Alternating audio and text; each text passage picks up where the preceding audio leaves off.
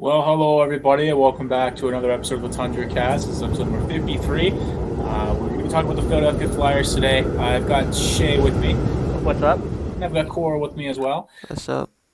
So, guys, the Philadelphia Flyers won tonight. They won in overtime against the LA Kings 4-3. They're cracking a 13-game losing streak. I think it's their second straight 11-game losing streak, It was 10-game like their losing streak. second, yeah, it was something like Yeah, that but this they season. finally won tonight. But my goodness, they have not been great at all, and it's such a weird trend with this team because they have such good players.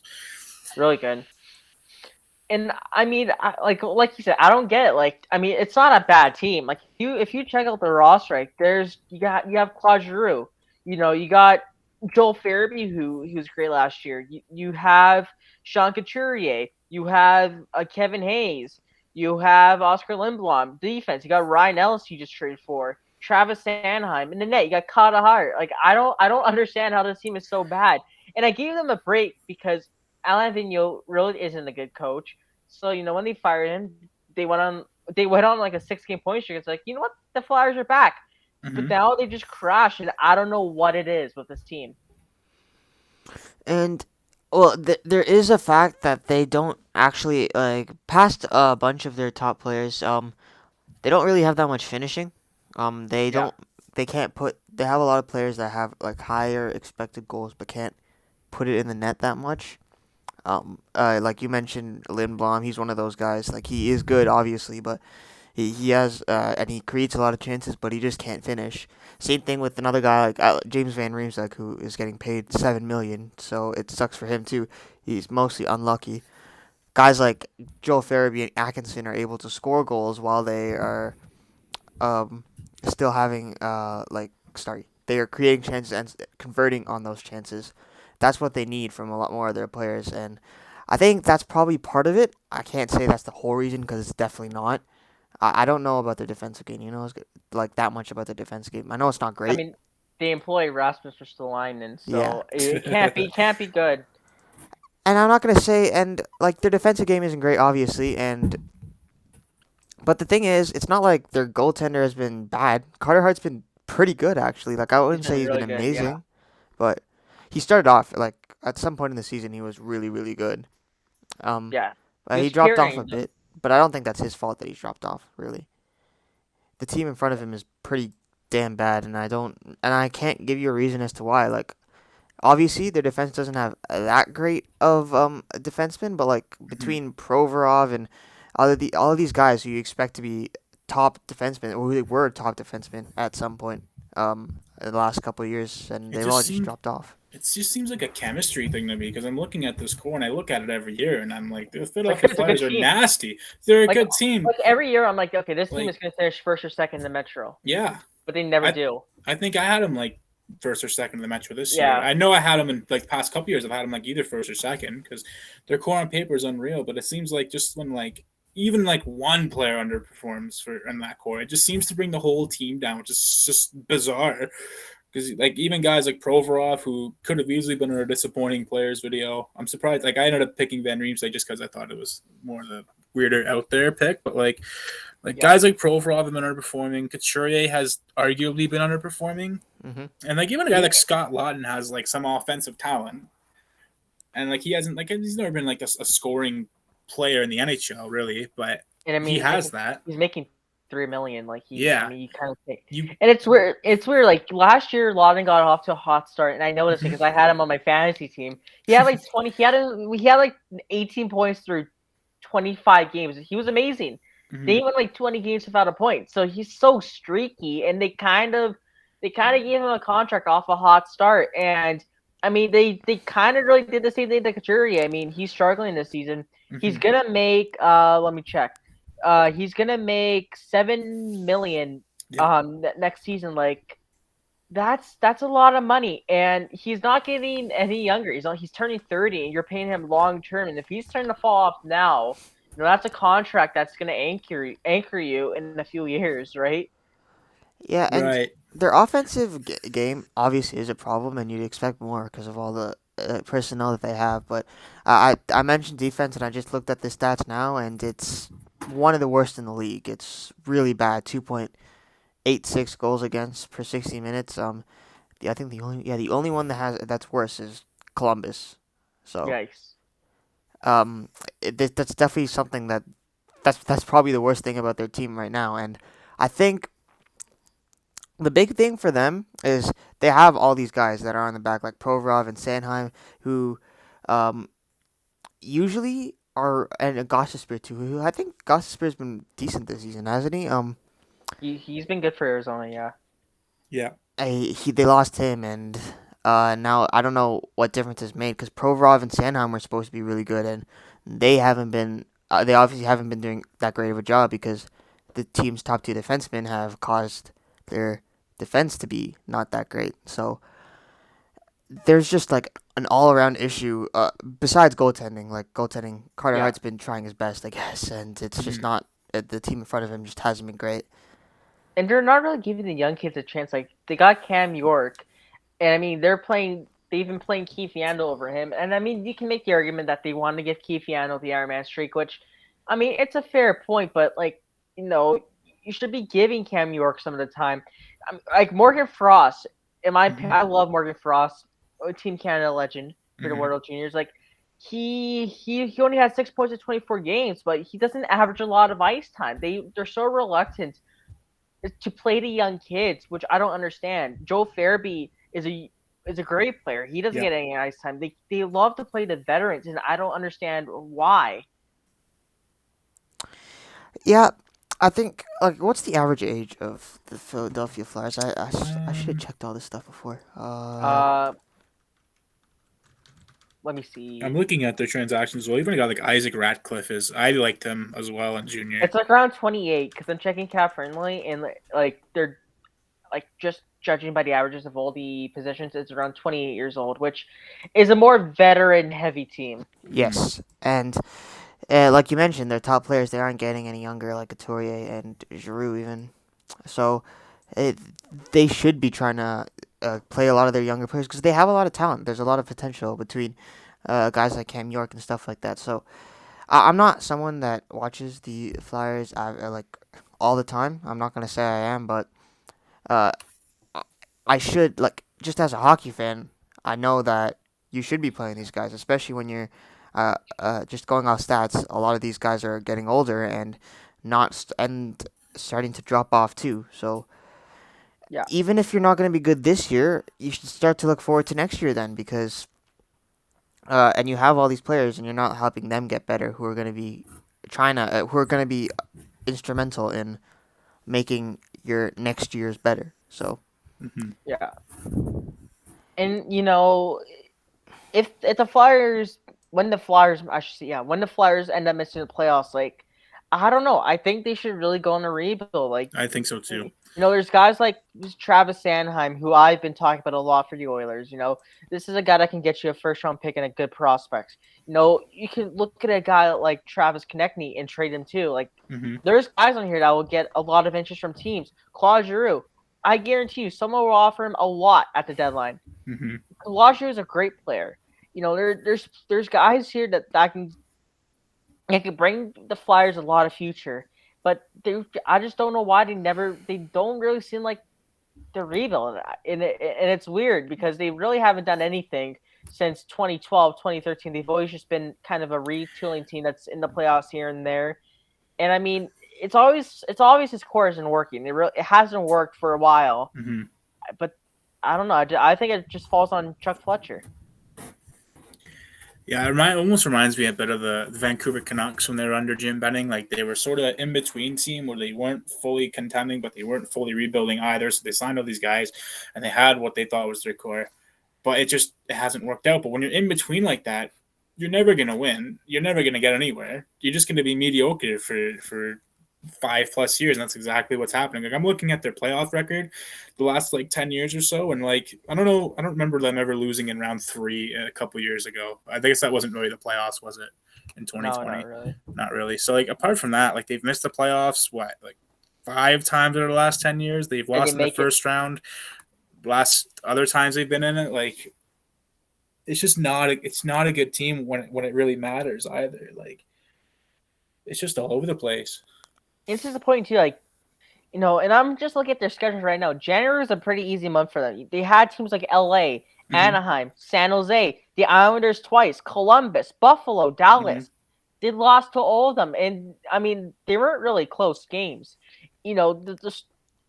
All these teams have outshot Philadelphia. So like at this point, I don't know what you do to even try to save the season. You can't really fire Mike Yo because do you really want to bring on a third coach? Like that's just unacceptable.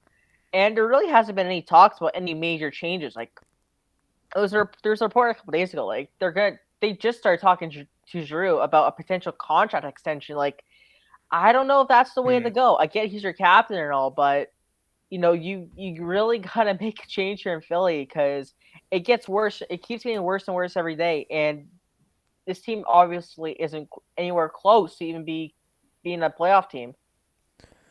And I don't know what they can do this year to get better because it's like you said, their roster, it's solid. It should be doing good. So, is adding another dude just giving up their future for another dude isn't gonna help? I don't think so. So, I guess I think you're right. It just has to this year just sell everyone because they haven't been doing the job and start over because there is a couple of good pieces. There is a good base to start off of with Carter Hart on the back end.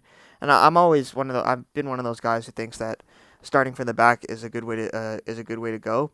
Yeah.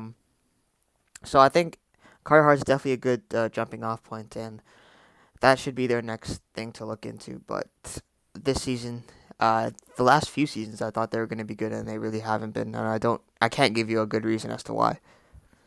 But it's also hard to become good for the future if you can't really draft properly. Like, Mm-hmm. no, the Flyers don't really have a great draft record. I mean, if you want to go back to 2016, I mean, first round they took German Rupsov. He's only played 4 NHL games, and that was back in 2019. He hasn't cracked the roster since. He has 6 points in the AHL right now. Like that's for your first rounder. That's not good. Yeah, I never understood that one. Like that same draft, Carson Twarynski was their best forward, and now he's in Seattle. 2017. I mean, we know about Nolan Patrick. He's gone. Morgan Frost, you're not giving him many ice time. Isaac Radcliffe just played his first NHL game. And, he actually had a good pick in the 7th round in Wyatt Kellynook, but now he's in Chicago. 2018. Jay O'Brien, he hasn't cracked the NHL yet. Like, he was a first-round pick. And 2018 was a decent draft from what I can recall. Mm-hmm. So if you can't draft, you're not going to have a good future.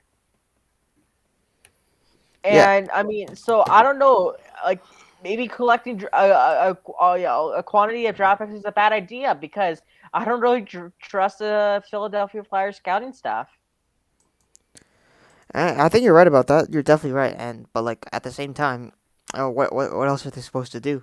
They're just in that spot right now where they're not good, and they've been trying to be good. And when they are good, they aren't good enough to do anything in the playoffs.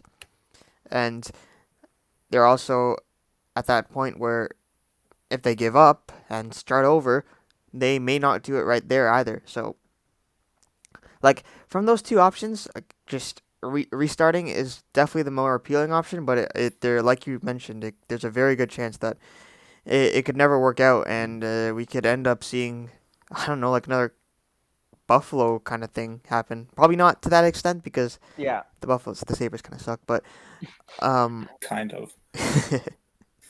But yeah, we could end up seeing a point where these guys are just always bad, and there's really no way to fix it until they do a complete overhaul. Maybe just completely fire everyone and restart. That's what they gotta do. Like you gotta fire all those scouts. You gotta fire all those management guys. Like it hasn't worked out. Honestly, I don't know why they even fired Ron Hextall in the first place. It was a kind of a dumb decision. I mean, at what the was time, that? What was that one report with Bobby Clark like a couple weeks ago? Do you remember about that? the McCarr thing?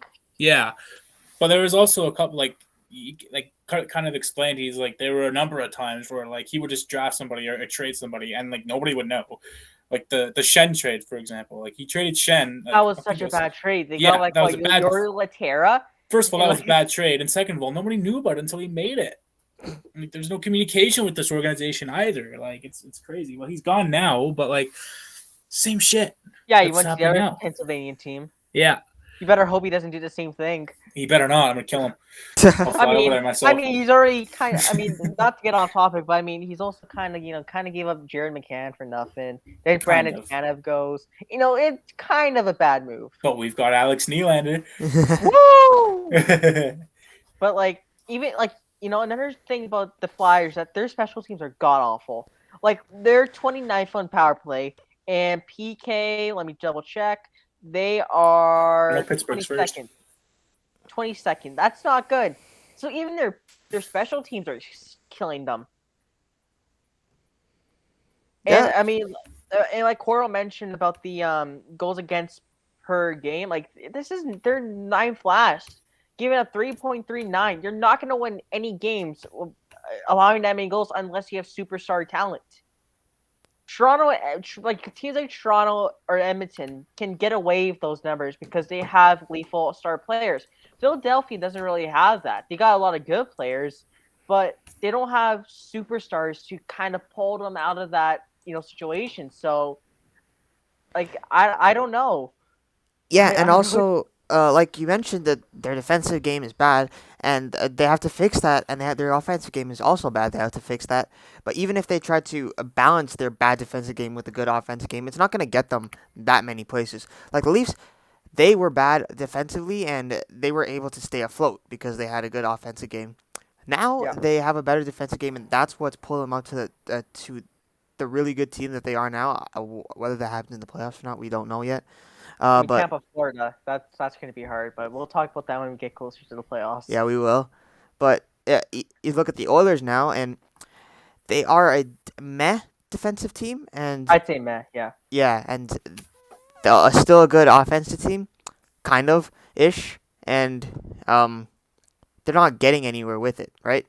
So Yeah. you have to fix both those problems. You can't yes, you can try. You can try to balance it out with one or the other, but if you want to actually contend, you have to fix both of those problems, and they are a far cry from trying to from getting anywhere close to fixing any of them. So they really need defensive help, and it seems like it's been a trend for years. I'm just looking at their goals against for the last few years, and they're like bottom 10 for for all of them.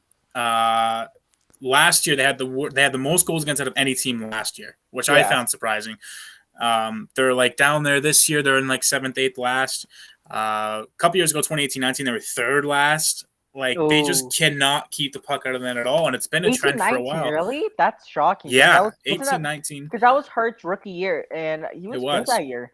Yeah, he wasn't bad at all, and they had just like an even 500 record as well. Like they were not good defensively. I'll take a look at 2017-18 as well, just for fun.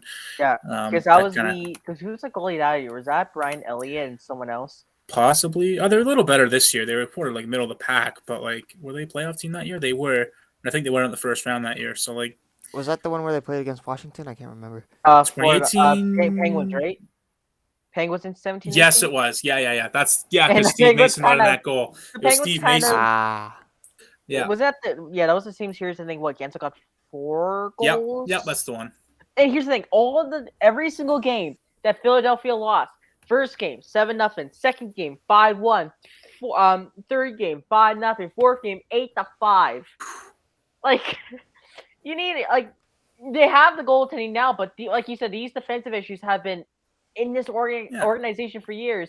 And the sad thing is, like they've actually tried to address this issue.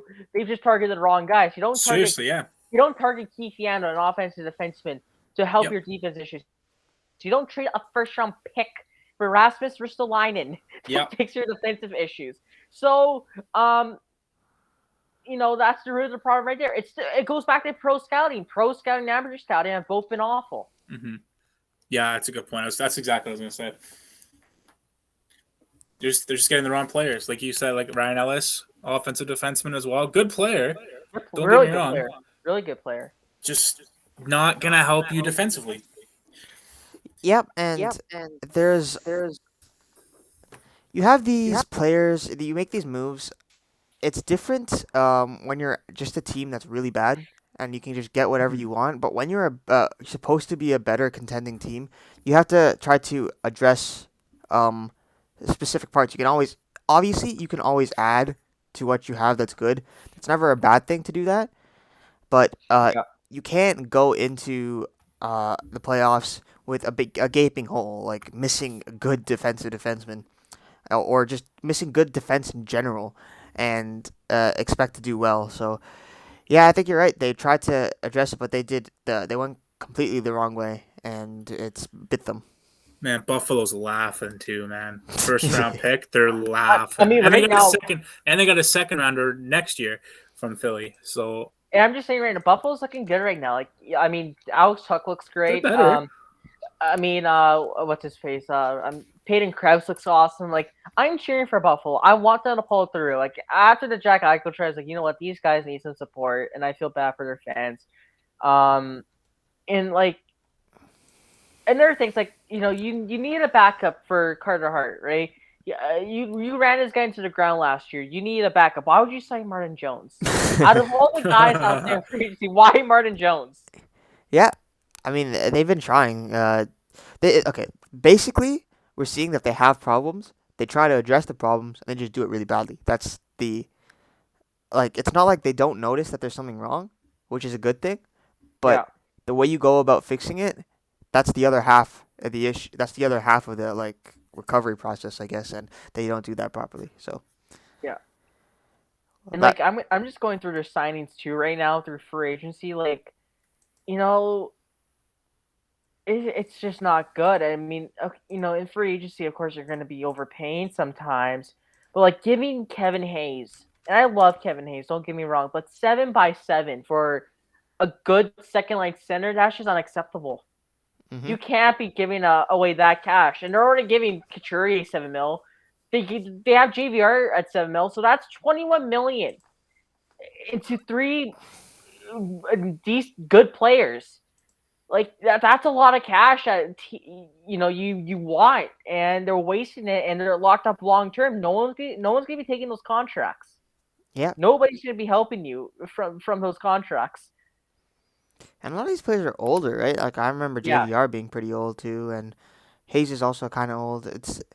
It's I don't know exactly what they were thinking when they signed these guys. Like sure, they're good players, but it's a bit of an overpay, which is expected. But then you look at the term too, and it starts to become an issue. So yeah, like I'm we say this again.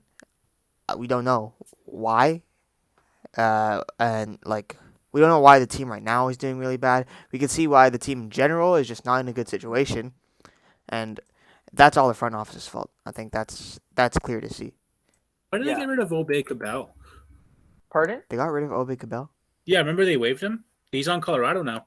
Yeah, he's looked great. And he's looked awesome. I've always like that's the thing. Like I actually like Obey Cabell as well. I'm like, why would you? Okay, you waived It's him. these little dumb moves. Like they leave Volpe Cabell and they bring in like Zach McEwen. Yeah, It makes no sense. like they're kind of the same, but Obey Cabell can actually score you goals. Like Mm-hmm. he's not a bad player. And like a defenseman. We're going back to the defense topic. Like they need a pure defensive defenseman. They had that in Ratko Gudis. Then they traded him away from Matt Niskin, who retired in a year anyways. Like it's these little dumb moves that makes no Mhm. sense. Like you could keep Ratko Gudis if you want to bring in Matt Niskin. Literally trade anybody else off that roster. Anybody else. Oh yeah, then they trade a second round pick like for 36-year-old Justin Braun, Yeah, who I'm shocked is still playing. I thought this dude was gonna be retired in like 2020. No, he's still playing. Like it makes no sense. I don't know what their plan is. Why they keep going to these heavy veterans, and yeah, it's just disappointing to see the Flyers this bad. I'm trying to stretch out the conversation too because Rossi's supposed to be joining us in a few minutes, so we can hear his insight on this.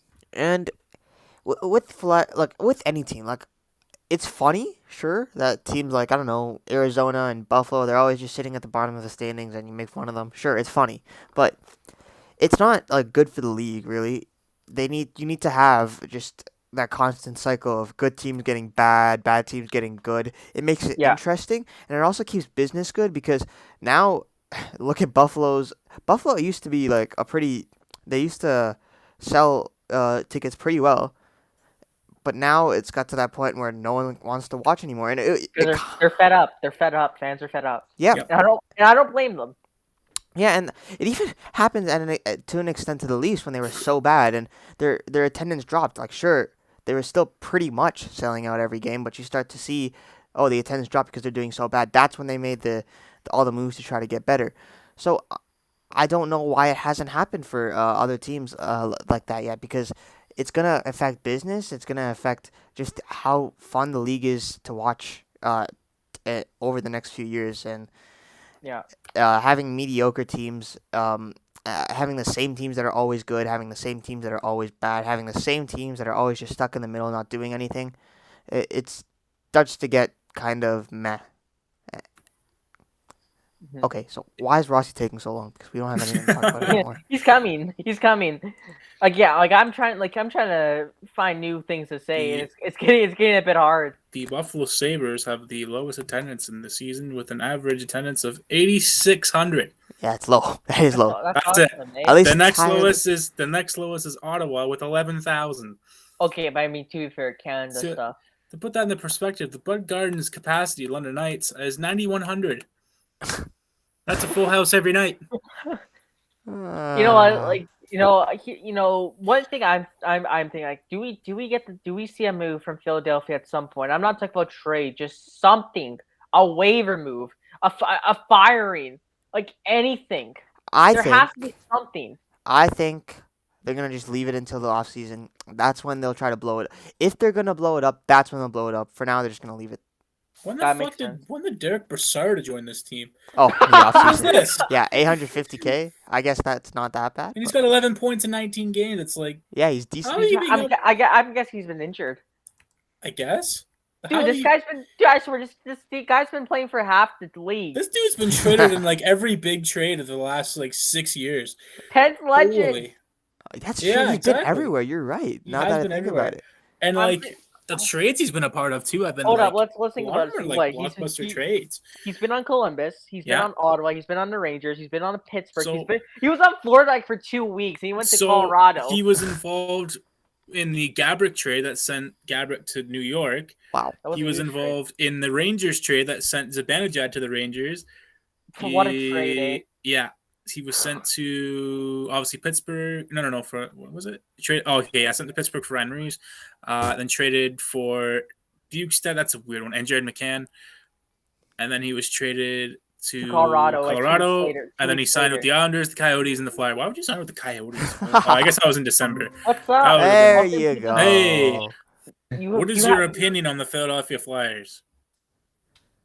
Besides the fact that they suck. Oh I my mean, God. Perfect. if you look at just everything about them, their lines and such, only one line really works. I mean, obviously they won today, and injuries have hurt them. Obviously, losing Ellis. But every is a- team has gone through COVID and injuries, though. You can't really make that use as an Well, excuse. no, I'm just saying that if you think about it, the fact that one injury, them losing Ryan Ellis, has hurt them, and Couturier has hurt them so much, kind of just shows how weak they can be. But Couturier would you wasn't rather? having a good season to begin with. Like, That this is is like true. The thing is that it's just so hard to determine what exactly is wrong with Mhm. them. Besides Well, the fact that their coaching is terrible, their Yeah. power play is terrible. We mentioned that. All of that stuff. We don't know why. Like when we did We the can Buff- tell you what's bad. The whole team is just bad in general, but we can't tell you why because they just have so much good personnel, except for the Like coaching. It's obviously. coaching. Like when we Yeah. did a Buffalo podcast last year, like we knew the issue. We knew it was management, and we went on an hour-long tangent about it. But like with Philly, I'm confused why this team's always bad. Mhm. I'm so confused. Like, and like you said, maybe in the off season they should blow it up, and I think that's the only option. Because, I mean, that market's just been mediocre for years. Like the entire sports market, there's been mediocre for years. That's true. And like Philly's fan base, let's just say not, how do I say this in nice terms? It's They're rough. fucking toxic. They're dickheads. You're just not holding back. I'm trying to think of a nice thing, and like Rob's like, no, Man, toxic, I'm pumped up. I just got home from an Admirals game. Yeah, Connor fire Ingram nothing. had a Connor Ingram had a 42 save shutout. Damn. Pumped. Good for him. Awesome. Dude was a baller tonight. He just does not care, man. He was amazing. Okay. Philadelphia fans are toxic. Their team is shit. They aren't willing to realize that, hey, Rasmus Ristolainen, not a very good top pairing D-man. Yeah. Let's give a first, second Robert Hagstrom. Remember, they want to complain about Ryan Ellis. Well, he was one of the only reason your teams was doing even very good. He's played 4 games.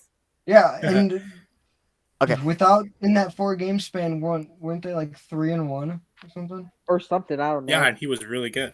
Yeah. Yeah. No Ellis, no Philadelphia. The only way this team is, as I said to one to someone I know who writes for the Flyers, this team is the opposite of the Edmonton Oilers. The Edmonton Oilers, as we know, are pretty bad.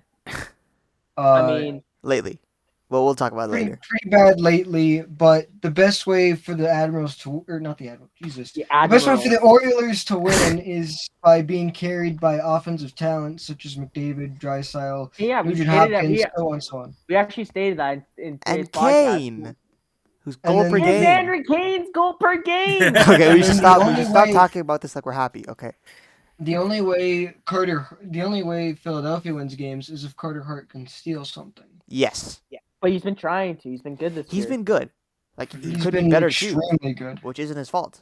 He should have been. He could have been a Vezina contender right now, and I'm not even kidding when I say this.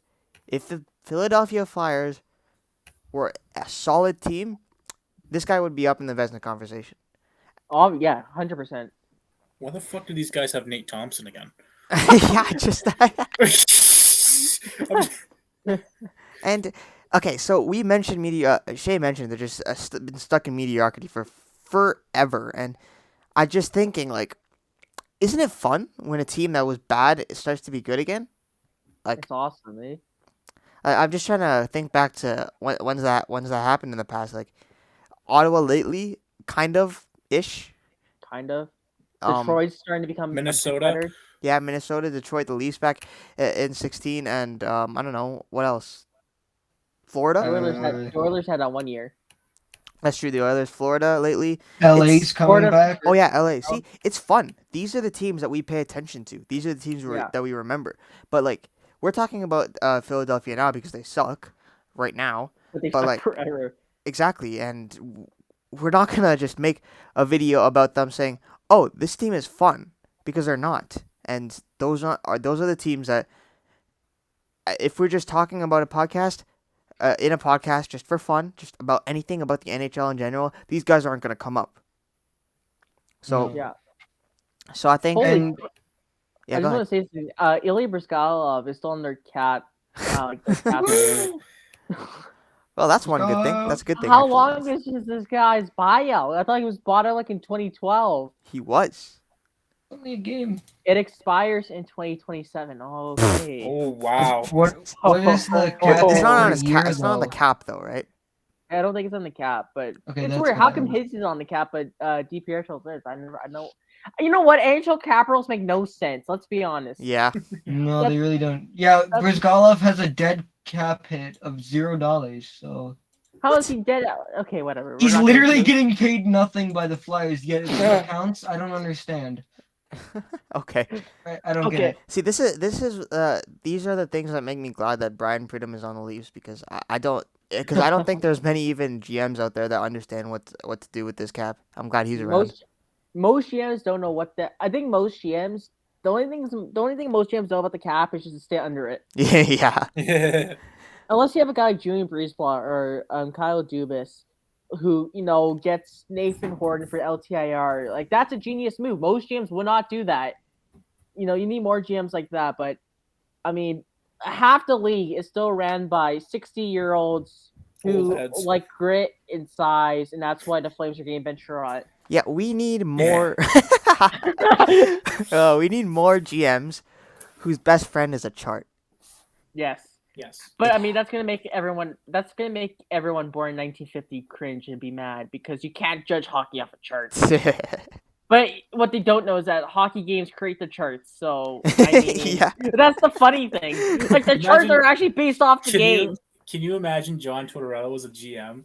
No. No, that'd be so funny. You- It'll be 12. It would be all the 12 players would be Nick Foligno.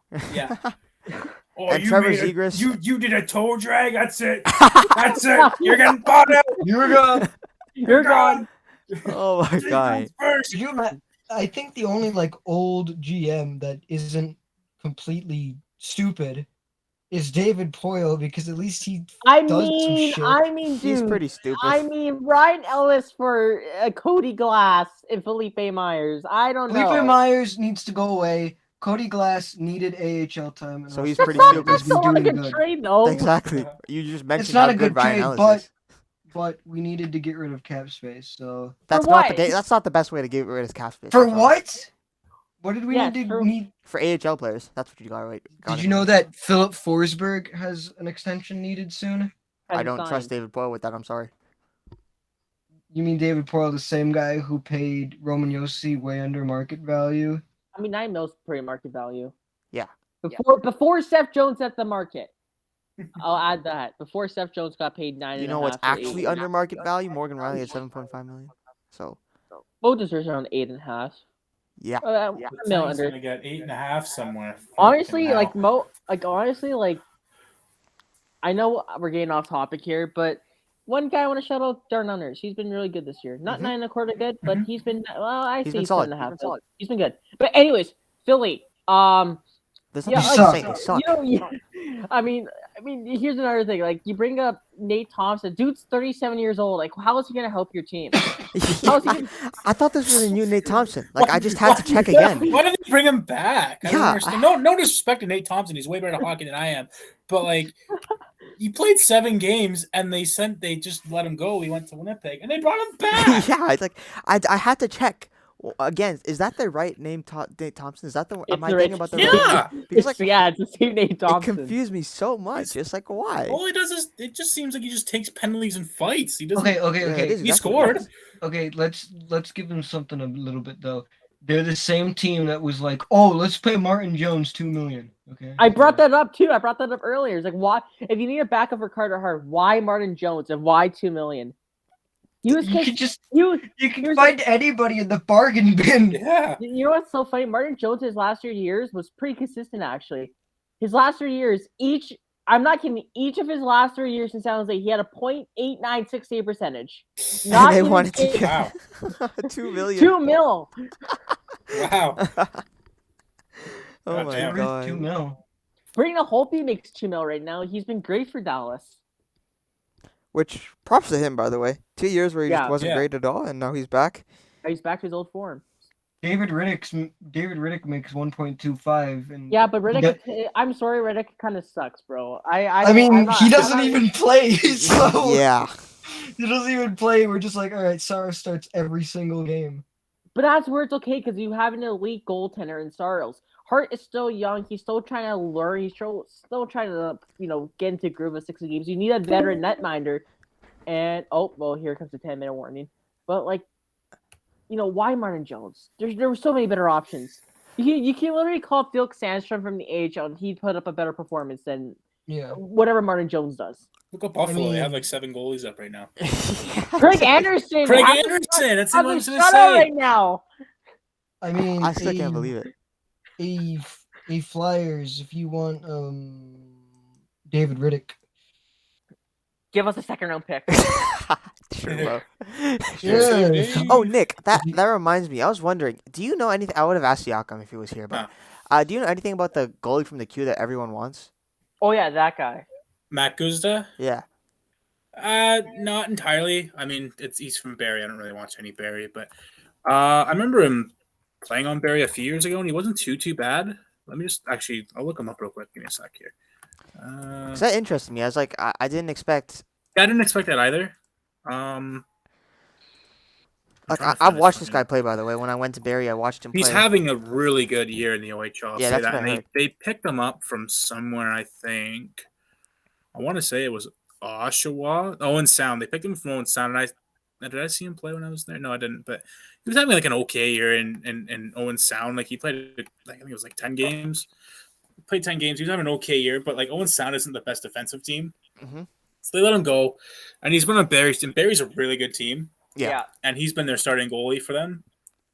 So I mean, hey, that's he's a guy definitely- Philly should consider picking up. Just saying. Yeah, but it looks like Yeah. the Leafs are the big guys on them, right? And then Pittsburgh was the other one, and There's a lot. Pittsburgh was the other one. Yeah. Oh, So by yeah, the way, he's in his overage year as well, so that's Yeah. something you got to consider as well. But he is having a good year in the OHL. So speak about contracts. Kevin Hayes has a no movement clause. hey, yeah, I forgot to mention that. And But yeah, Sean Couturier has a no movement clause. it's just not a good situation overall. Just look at their cap friendly. You won't. It's not. It's a bit of a nightmare. It's a huge nightmare. It's just, All right, we've just been going in circles, haven't we? We have. I mean, there's really nothing to talk about, is there? Yeah, we know they suck. We don't know why, and they should blow it up. That's the summary. Thank you very much for listening to this episode. Wait, one thing. Wait, Ross, didn't you say you have the money puck up? money puck. Yeah, I do. Yeah, there you go. See, let's talk about what does money puck have on the Flyers? Oh, I Well- showed you everything they have. I showed their chart, Oh, you did? like the chart with the, how they're second worst in the league for goals against. They That's have where you got it. they have Farabee and Atkinson as like actual good shooters. Everyone else sucks. Yeah. Yeah, speaking about Atkinson, like he's Yeah. been great. Like He has he's been. been one of the lone bright spots on that Philadelphia Flyers team. Yeah, Hart is one of the top 15. He should be way higher. Goals above expected with 4.3. And Ooh, nice. this is one thing that I found really funny for Money Puck's NHL Power Rankings, where they put together all of their stats to find a really good power ranking for all of these players. This is one that I actually like to. This is one of the only power ranking that I actually pay attention to because it actually makes sense. They're 31st. Yeah. No way. Yeah, the Yeah. 31st. The only Jesus. team worse than them Is like, Montreal. I think. Yeah, Montreal. You're Which is- 0.5% Wow. above Montreal. Oh my god. Which is like Yep, yep, yep. not an accomplishment because Montreal is barely an ECHL team. So That's Yeah. just. I mean, like you said, like Cordell said earlier, like they can't finish. Like their shooting percentage is 7.68, as a team is bad, by the way.